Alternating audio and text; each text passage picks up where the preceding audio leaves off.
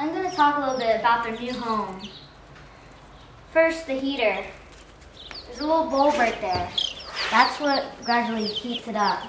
We got a thermometer so it tells us if it's either too hot or too cold. We have a little lever back here that we can turn that to what tune we want it to be at. And it'll gradually heat up or go down. And at first, when we just get them, we want it a little bit high. And then when they get bigger, you probably want to let it go down a little bit so that it don't get overheated. And about the feeders and the waters, they have, as you see lots of times before, they'll stick their heads out and eat from that. We can't use waters like the big chickens get because either it's too high and they can't reach it, or their beaks are too small. So we'd use these. And see, it's a perfect height that they can stick it out. Either too high, they can eventually push themselves out. And if they land on this and they jump from that, they could probably hurt themselves or be killed. With the waters, if they get through, they can either drown. Even though their head can be held up high, they probably slip or drown.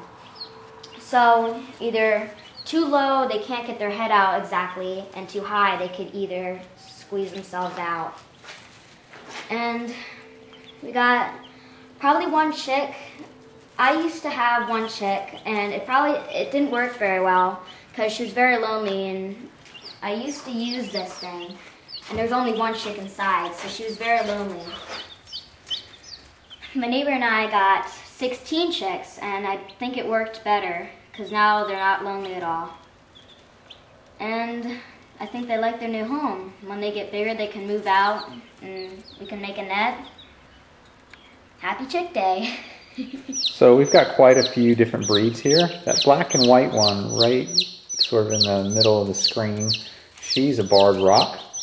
The brown one over here, that is a partridge rock. The gray and black one there, that's a black Australorp.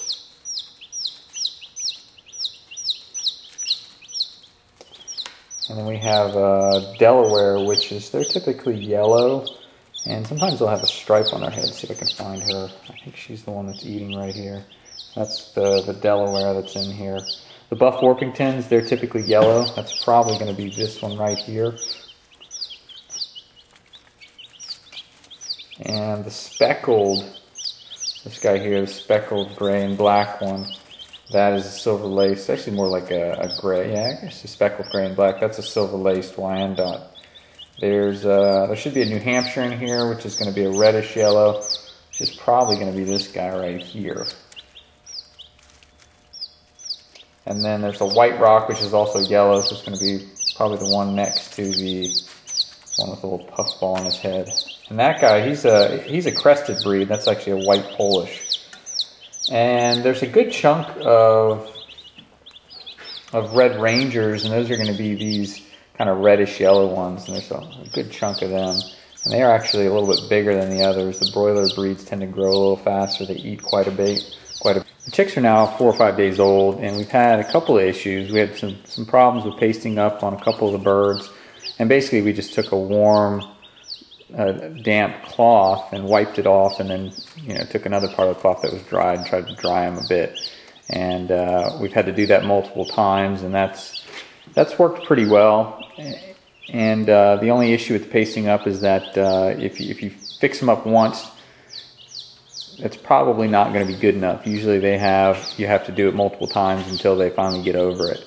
Another issue we had is this brown one here, which is a partridge rock. She was doing a lot of toe picking, so she would run around and peck at the other chickens' toes, and then she was even getting so bad that she would grab their toes, and it would really hurt them a lot, some of the other chickens. So I ended up quarantining her for a bit, and then I ended up adding a lot of other material to their little pen area. I added some purple clover, some lamb's quarters, some alfalfa.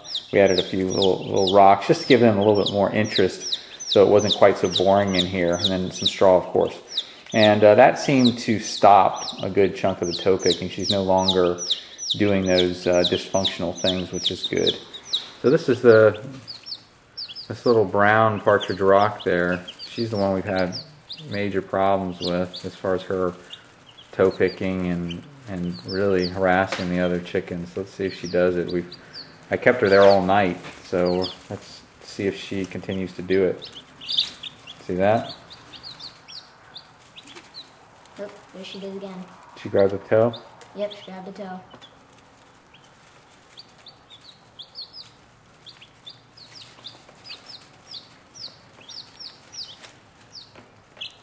Look, she just did it. So we got a really wet towel. It's nice and warm. Try and get this off of her. It's pretty bad.